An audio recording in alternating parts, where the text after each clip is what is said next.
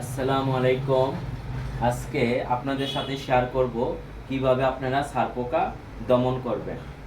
তো আজকে আপনাদেরকে প্র্যাকটিক্যালি দেখাই দিতেছি, যারা ছারপোকার কামড়ে অতিষ্ঠ, অনেক জিনিস ব্যবহার করছেন, বাসা থেকে ছারপোকা তাড়াইতে পারতেছেন না, তারা এই ব্যাট বাক্স স্প্রে ব্যবহার করবেন। তো আজকে আপনাদের সাথে শুরু করি যে কিভাবে এটা আপনারা ব্যবহার করবেন, প্র্যাকটিক্যালি আপনাদেরকে দেখাই দিতেছি।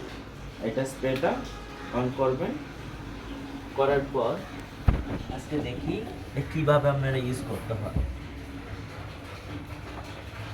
এই যে এখানে আছে, এই যে সাইডগুলাতে, এই সাইডগুলাতে দেখেন, এইগুলো কিন্তু ছারপোকা লুকাই থাকে এইগুলাতে।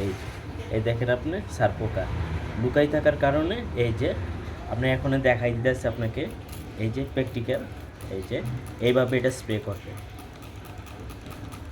এইভাবে স্প্রে করবেন। স্প্রে করলে অটোমেটিক এই যে দেখেন আপনি, এই যে ছারপোকা একদম শেষ, এই যে নিমিষেই শেষ হয়ে যাবে। এই যে মারা গেছে।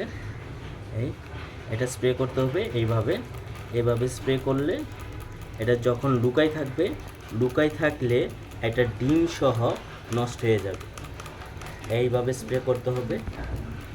এই যে এইভাবে আপনারা জাজিমে এইভাবে স্প্রে করলে জিনিসটা ক্লিয়ার হয়ে যাবে।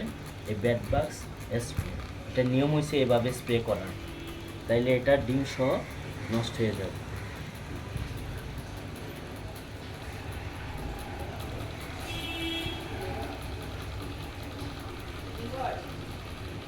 এই দেখেন একদম ছিল যেগুলা, এটি সব মারা গেছে। এই যে একটাও নেই। এই যে স্প্রে করবেন ব্যাট বাক্স স্প্রে।